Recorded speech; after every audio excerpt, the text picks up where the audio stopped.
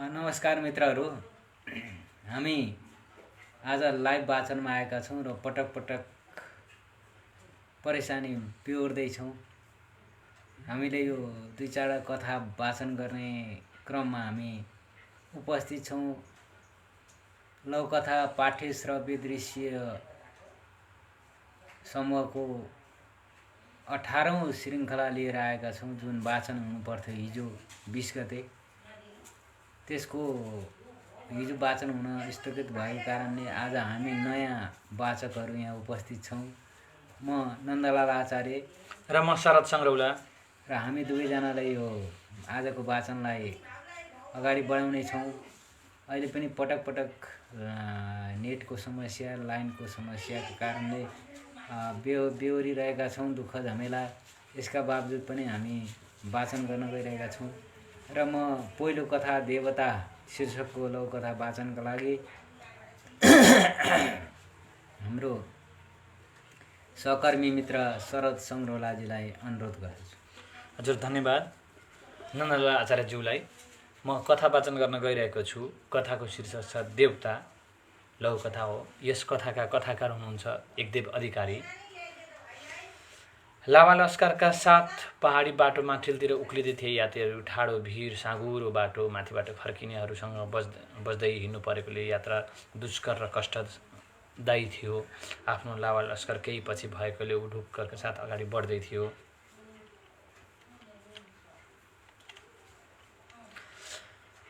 अचानक छेउको एउटा ढुङ्गोमा उसको खुट्टो ठोकियो। ऊ पीडाले रन्थनायो र थुचुक्क बस्यो। जुत्ता मोजा फुकाल्यो, ठोकेको औँला फुटेको थियो, रगत बग्न थाल्यो। आफ्नो खुट्टा त्यही ढुङ्गामा अड्याएर उसले घाउमा पट्टी बाँध्यो।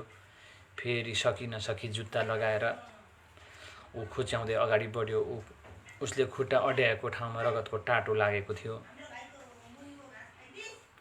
उसको लावा लस्कर अब त्यहाँ जम्मा हुन थाले। उनीहरूका नेता खुच्याउँदै अघि बढेकोले पर पुगिसकेको थियो। यो ढुङ्गो यहाँ कामै छैन, भिडमा एउटा कुर्लियो। यसले अझ कति यात्रुलाई पिर्छ, अर्को जङ्ग्यो। यसलाई भिडबाट गुल्टाइदिनै पर्छ, अर्कोले थप्यो।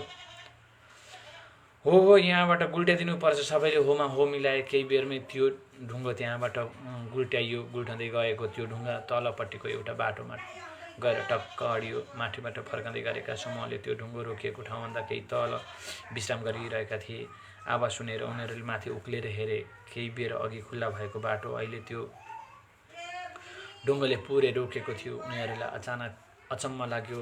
ढुङ्गालाई दायाँ बायाँबाट घुमेर हेरे। रातो तिलक लगाएको ढुङ्गामा उनीहरूले देवता देखे। कस्तो अचम्म, अघिसम्म त यहाँ केही थिएन, एउटाले भन्यो। देवता उत्पत्ति भएको हो, अर्कोले थप्यो।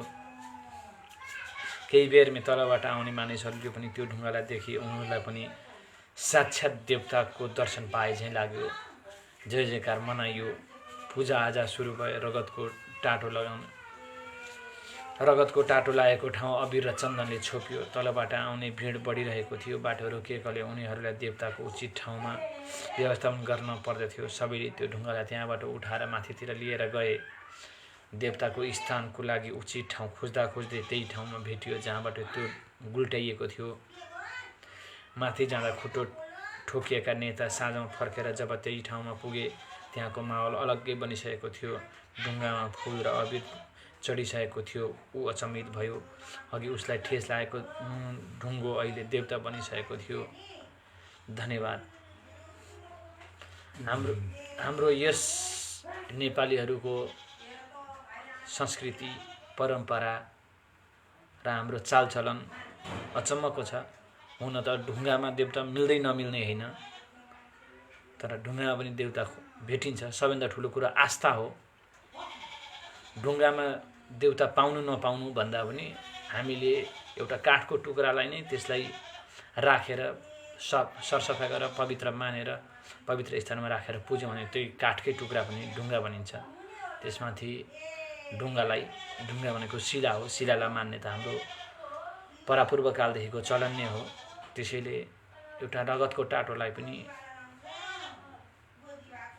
अबिर र केसरी मानेर यसलाई ढुङ्गा मानेर पुज्यो। यही नै हाम्रो परम्परा हो भन्दै मेरो कथा वाचन अहिले यहीँ टुङ्ग्याउँछु। धन्यवाद। धन्यवाद सहकर्मी शरदजी। यो कथा चाहिँ भर्खरै उहाँले वाचन गर्नुभएको कथा 2076 साल भाद्र 20 गते लेखिएको र मजेरी.com मा प्रकाशन भएको हो। दोस्रो कथा हामी वाचन गर्न गइरहेका छौँ। पहिलो कथामा हाम्रा केही मित्रहरू उपस्थित हुनुभएको छ। हुन चाहिँ हामीले पटक पटक लाइभ वाचनमा आउनु परेको हुनाले पनि कतिपय मित्रहरूलाई समय उपलब्ध नभएको हुन सक्दछ। हामीले पूर्व घोषित समयमा नै लाइभमा आउन सकेनौँ। यो प्राविधिक कारण पनि हो। अर्कोतिर हाम्रो सकसपूर्ण अवस्था पनि हो। हामीले दोस्रो कथा पढ्न गइरहेका छौँ र यो दोस्रो कथा नहुनु मामा भन्दा कानु मामा ठिक। यो कथा सदानन्द अभागीजीले लेख्नु भएको हो। यो कथा वाचनका लागि म पुनः सहकर्मी मित्र शरद सङ्ग्रौलाजीलाई आग्रह गर्दछु। धन्यवाद मित्र ननला आचार्यज्यू। म कथा वाचन गर्न गइरहेको छु। कथाको शीर्षक छ नहुनुमा भन्दा कानुमामा ठिक। यसको लेखक हुनुहुन्छ सदानन्द अभागी। भुवन 2 वर्षको हुँदा आमा बितिन्। हजुरबा हजुरआमाको उसले अनुहार देख्नै पाएन। छिमेकमा पनि त्यस्तै थियो। पल्ला घरि आमैकोमा रुँदै जाँदा अभागी होस् त अभागी, आमा टोकिहालिस्, अब कसरी बाँच्छस् कुन्नी भन्थिन्। उसलाई के थाहा आमा टोकेको कुरा। ऊ भोक लाग्यो भन्थ्यो र रुन्थ्यो। पल्ला घरि आमै दयालु थिइन्। खाजा बनाउन आएको भए खाजा, बिहानको खाना बनाउन आएको भए खाना लाखा भन्थिन्। उनले भन्थिन् अर्काको पुतको कल्याण गरे मात्र आफ्नो पुतको कल्याण हुन्छ। तिनै पल्ला घरि आमा बाहेक उनको क्रन्दन सुन्ने अरू कोही थिएन। बाबु पनि भर्खरको नौजवान थियो। स्वास्नी मरेपछि उसले त्यो बालकको हेरचाह सहज रूपमा गर्न सकेन।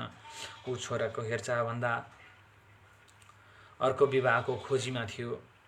खाना ल्याउन पुग्ने खानदानको एकमुखे केटो, उमेरमा पनि 20 वर्ष हाराहारीमा भएकोले केटी दिन त सबै तयार थिए। तर सोताको छोरोको गुमुत सोर्नु पर्ने भएकोले पीरले बाबुले छोरी दिन तयार भए पनि आमाहरूले भने झट्केलाको गुमुत मेरी छोरीले सोहोर्दिन भनेर तर्कने गर्दथे। त्यही नजिकको गाउँमा भागीरथी नामकी एक सज्जन महिला थिइन्। उनका धेरै छोरीहरू थिए। सबैको विवाह टाढा टाढा भएकोले एउटी छोरी चाहिँ नजिकै दिन चाहन्थिन्। त्यसै क्रममा कान्छी छोरीलाई नजिकै दिन चाहन्थिन्। भुवनको बाबाको चालचलन पनि राम्रो सम्पत्ति भएको एउटा झड्केलुको पीर मानेर नजिकैको यस्तो घर किन छोड्नु भन्दै छोरी दिन तयार भइन्। भुवनका बाबाको विवाह तय भयो। भुवनले आफ्नै आमा गुमाए पनि अर्की आमा पाएर सहज थिएन। सहज नहुँदै पनि उसले बिहान बेलुका खाना पाउने भएर एउटा थाङ्नो लाउने र एउटा थाङ्नोमा राति सुत्ने व्यवस्था पनि गरिदिए। दिन बित्दै गयो। भुवनको विवाह भयो। बाबु र आमालाई उसकी श्रीमतीले खुसी दिन सकिन। अड्कलेको अंश दिएर निकालिदिए। बाँसका खामा र कटुसका पातको छानो घर बनाएर दुवै पति पत्नीले दिन गुजारा गर्दै गए। दैनिकीको भरमा जीवन गुजारा गर्दै जाँदा 3 भाइ छोराको जाय जन्म भयो। क्षमताले भ्याएसम्म पढाइयो लेखाइयो।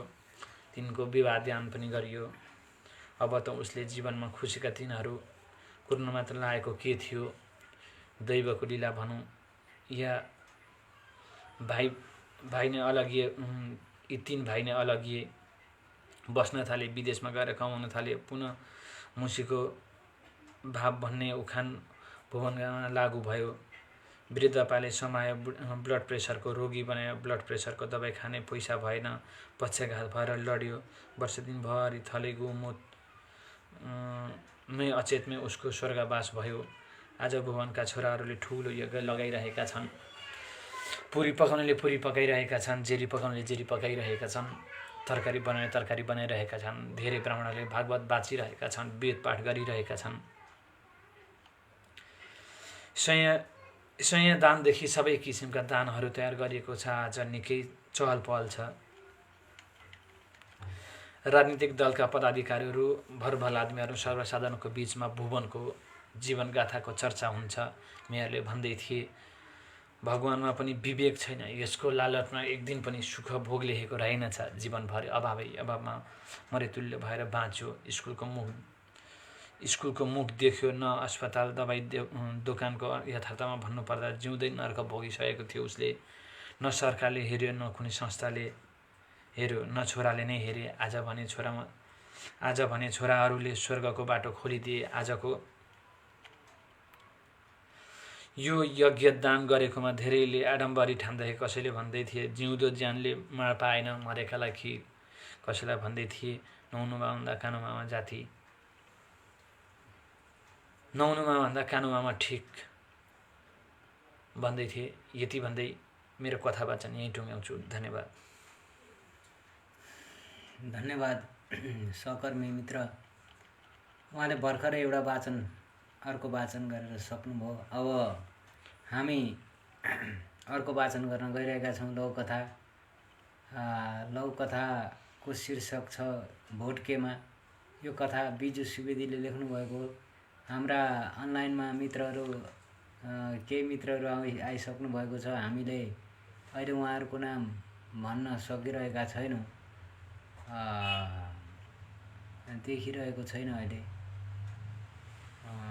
ठिक छ, हामी कथा वाचन गरिसकेपछि पनि उहाँहरूसँग भेट गर्नेछौँ।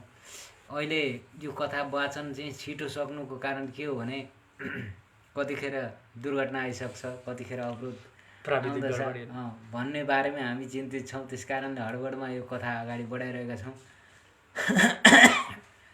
बिजु सुवेदी विजयको यो कथा। भोट कहाँ खसाल्नुहुन्छ, मतपेटिकामा छाप कहाँ राख्नुहुन्छ, मतपत्रमा भोट कसलाई दिनुहुन्छ, राम्रालाई। यसरी यहाँ संवाद अगाडि बढेको छ। तपाईँ साह्रै बाठो हुनुहुन्छ, त्यही त हो नि गोप्य मतदान भनेको भन्दा फरक पर्छ र पर्छ नि। किन चित्त नबुझेकाहरूलाई वैरभाव गर्ने, बरु तपाईँ पनि गोप्य नै राख्नुहोस्। अनि पछि जो जित्यो उसैलाई राखेको भन्नलाई त्यस्तो पनि होइन। यो अधिकारको प्रयोग हो, यो मौलिक हक अन्तर्गत पर्दछ। अनि बहिष्कारवादी जस्तो देखियो नि, के भन्नुहुन्छ यस बारेमा? अब त फस्नुभयो कि क्या हो तपाईँ? बहिष्कारवादीलाई त नो भोट भन्ने अप्सन पनि राख्नु पर्थ्यो नि। यसपालि निर्वाचन आयोग चुक्यो। अर्को पालि यो पनि हुनसक्छ, सर्वोच्चमा गइसकेको मुद्दा हो यो। अर्को पालि यो भन्दा राम्रो सरकार आयो भने अवश्य नै कार्यान्वयन होला नो भोट भन्ने कुरा। कार्यान्वयन होला भनेर आशावादी हुन सकिन्छ भनेर कथा अगाडि बढिरहेको छ। तपाईँ त धेरै कुरा आउँदो रहेछ, तपाईँलाई त धेरै कुरा आउँदो रहेछ। यो पनि उनीहरूको अधिकारभित्र पर्छ नि। यो चुनावले के हुन्छ? मत हालेकाले जिते, कानुनको जित हुन्छ, राम्रो प्रक्रियाको थालनी हुन्छ र यसरी खुल्दुली मेरो पनि सबै जनतालाई सङ्घीय लोकतान्त्रिक गणतन्त्र नेपाल हुनलाई शुभकामना छ। मेरा खुल्दुली सबै मेटाइदिनु होस्, तपाईँलाई भने जस्तै जनताको कानुनी राज्य होस्, यही शुभकामना भनेर कथा टुङ्गिएको छ। यो कथा संवादात्मक छ, एउटा पछि अर्को संवाद अगाडि बढेको छ। 74 साल मङ्सिर 19 गते लेखिएको हो। यसरी कथा अगाडि बढिरहेको छ र यो कथाले मूलत भोटमा चाहिँ म भोट कसैलाई दिन्न भन्ने अप्सन पनि हुनुपर्छ भन्ने आशय व्यक्त गर्यो र राम्रालाई भोट दिनुपर्छ भन्ने मान्यता पनि अगाडि सारेको छ। अब म एउटा घैलाधर भन्ने कथा वाचन गर्न गइरहेको छु। पाँचौं कथाका लागि म सहकर्मी मित्रलाई निम्त्याउने छु। अहिले म घैलाधर भन्ने यो कथा पढ्न गइरहेको छु। यो चाहिँ बिल्कुलै कम्युनिस्ट आन्दोलनबाट स्खलित हुनेहरूको कथा हो। यस हिसाबले यो कथालाई लिन सकिन्छ। म सरासरी यो कथा अगाडि बढाउँछु। यो 2016 अगस्त 13 तारिकका दिन मजेरी.com प्रकाशन भएको हो। कथा यसरी सुरु हुन्छ। 10 वर्ष अघिको कमरेड अग्निधर विपुल क्रान्तिको अभियन्ता वर्गबेरीको मुटुको सुल, वितराजनको हृदयको फूल। यो बखत गाउँका छितकी पातकी कोदे साहु कामचोर मास्टर चर्को ब्याजमा पैसा असुल्ने शोषण दमन गर्ने पात्र पात्रीहरू थरीथरीकालाई डाम्ने गर्दथ्यो। यो ज्यानको कमरेड अग्निधर भाटे कारबाही गर्न पनि अग्रणी पुरुष थियो। भाटे कारबाहीमा मात्र होइन, घैला फुटाउ आन्दोलनमा पनि ऊ अभियन्ता नै थियो। 24 घण्टा मात्रै हिँड्ने मत्थु जडियाहरूको कालभैरव थियो। गाउँघरका जाँड रक्सीको घैला कति फुटायो, कति गाउँघरमा अगुवाई गरेर मदिरा निषेधित गाउँ बनाएको थियो। सधैँ वर्ष दिनभरि अन्न खान नपुग्नेले अन्न कुवाएर जाँड रक्सी बनाएको र अनिकाल टाकेको माउ विरुद्धमा थियो। त्यसैले जाँड रक्सीका घैला फुटाएर उसले जीवन तर सम्पत्तिको बर्बादी गर्न रोक लगाएको थियो। 10 वर्षपछि कमरेड अग्निधर समयले ऊ माथि गरेको क्रूर खेल, जङ्गलको बसाई छोडेर हतियार बन्द युद्ध र सडकको सुनामी जनलहरले छिट्टै ऊ खुल्ला सडकमा आइपुग्यो। खुल्ला सडकमा अवतरित भयो, शान्तिको स्थापनामा अगाडि देखियो। त्यसैले उसले देखेका हवाई सपनाहरू क्रमशः क्रूर यथार्थमा ठोकिएर चट्टान बने, धुलिसात भए।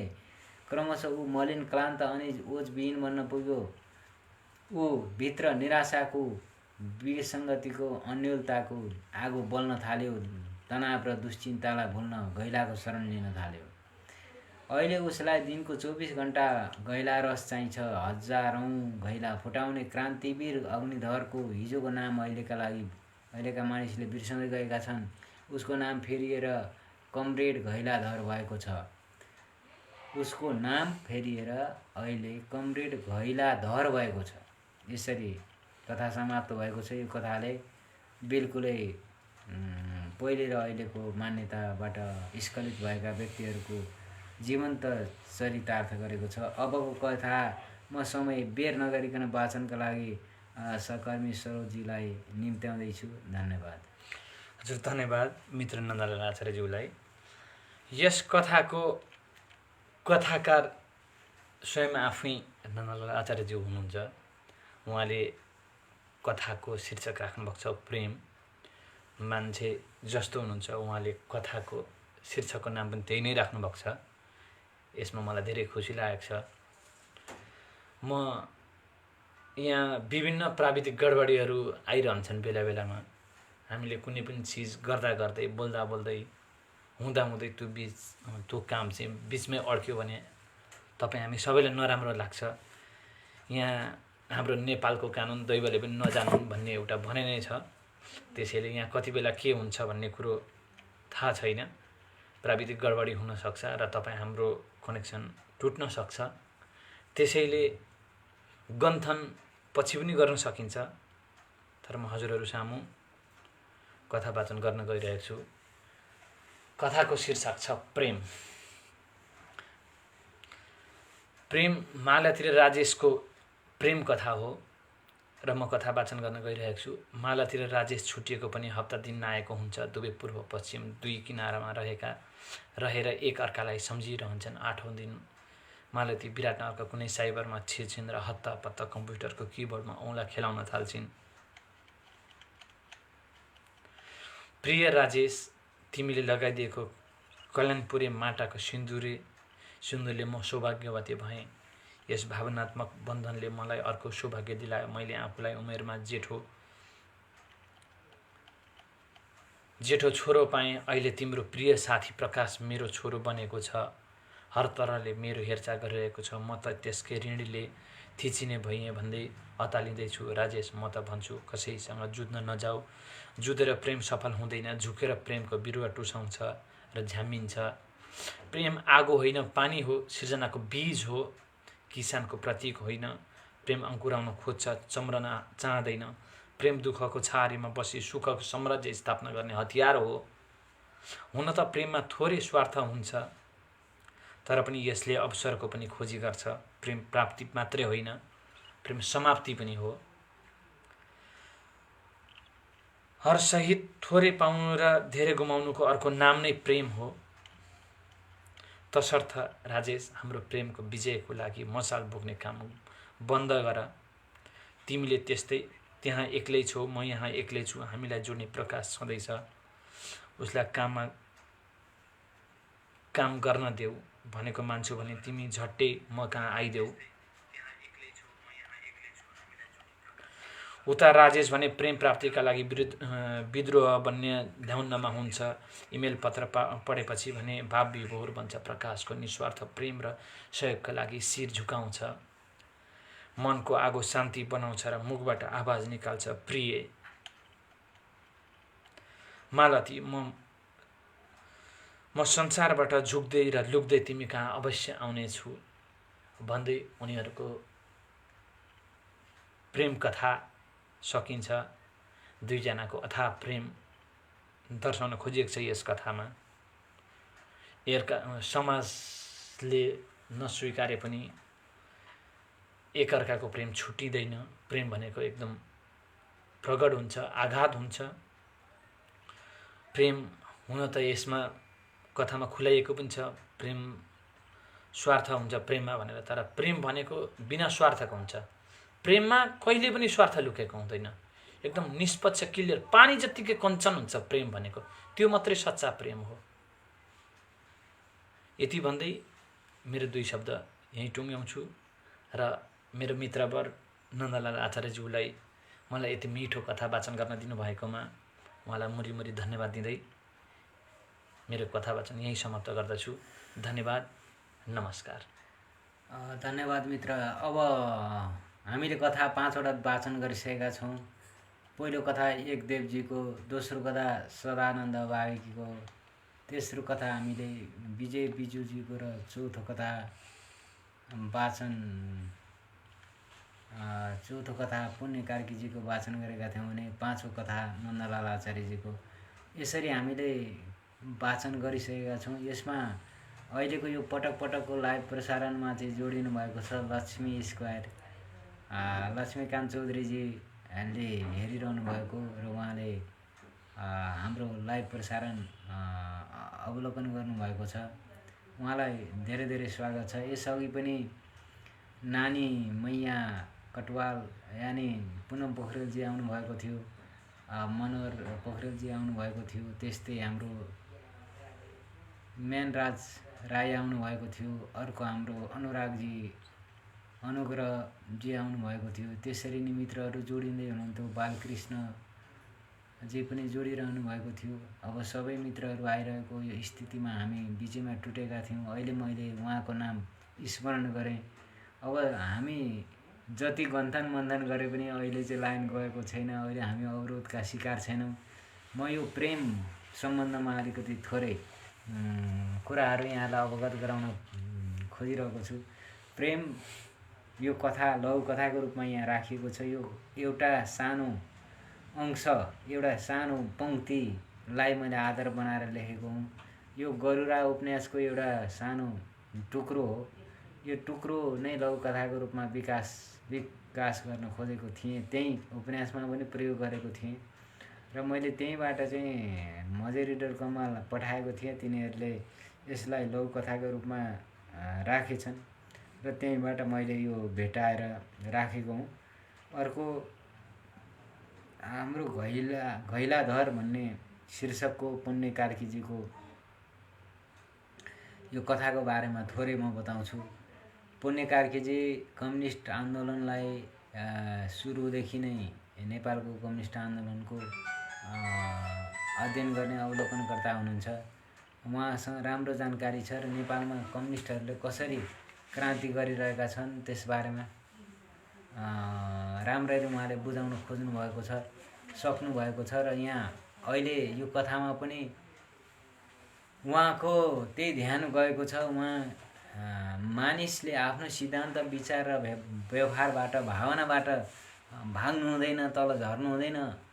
झर्यो भने विनाश हुन्छ, विनष्ट हुन्छ भन्ने आशय उहाँले व्यक्त गर्नुभएको छ। र यो बडो घतलाग्दो घैलाधर कथा 2016मै प्रकाशन भएको रहेछ। यो पनि मजेरी.com मा। मलाई लाग्छ कथाकार स्वयंलाई घैलाधर कथा कहिले लेखेँ र कहाँ पठाएँ या कहाँ प्रकाशित थियो भन्ने कुरा स्मरण नहुन सक्छ। किनभने उहाँ असङ्ख्य कथा पनि कविता पनि त्यस्तै फुटकर रचनाहरू लेखिरहनुहुन्छ। आफ्ना रचना कहाँबाट प्रकाशित हुँदैछन्, कुन पत्रिकाबाट प्रकाशन भए, कुन वेबसाइटमा छन्, त्यसको खोजी पनि गर्नलाई उहाँसँग फुर्सद नभएको र मलाई लाग्छ सुझबुझ पनि त्यति नरहेको हुनसक्छ। अब थोरै लेख्नेहरूलाई मेरा रचना यस्तो यस्तो लेखेँ भन्नुहुन्छ र धेरै लेख्नेलाई चाहिँ कहाँबाट रचनाहरू कहाँ पुगेका छन् त्यो ख्याल हुँदैन, नहुनु स्वाभाविक हो। यो पनि एउटा राजनैतिक विषयवस्तुको ज्वलन्त नमुना हो। अर्को हामीले बिजु सुवेदीको कथा भोट केमा भन्ने सुन्यौँ, यसमा पनि राजनीतिक विषयवस्तुमै यसमा आधारित थियो। यो बिल्कुलै चाहिँ भोट दिन्न भन्न पाउने यो अप्सन हुनुपर्छ भन्ने आशय त्यसमा व्यक्त गरेको थियो। अर्को सदानन्द अभागीको एउटा कथा जुन हाम्रो सनातनी परम्पराप्रति औँला ठड्याएको कथा हो। हामी पत्थरमा चाहिँ भगवान देख्छौँ, देख्नु हाम्रो पूर्वजहरूको मान्यता हो। हाम्रो सनातनी सोच र समझमा चाहिँ देखिरहेका छौँ।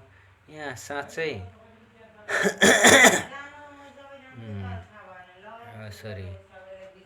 यहाँ चाहिँ हाम्रो मामा ठिक भनेको नहुनुभन्दा कानो मामा ठिक भन्ने यो कथामा चाहिँ सदानन्दजीले हाम्रो सामाजिक रीतिरिवाजको भण्डाफोर गर्नुभएको छ। उहाँ पुरानो शैलीमा कथा लेख्ने कथाकार हुनुहुन्छ। त्यसमा पनि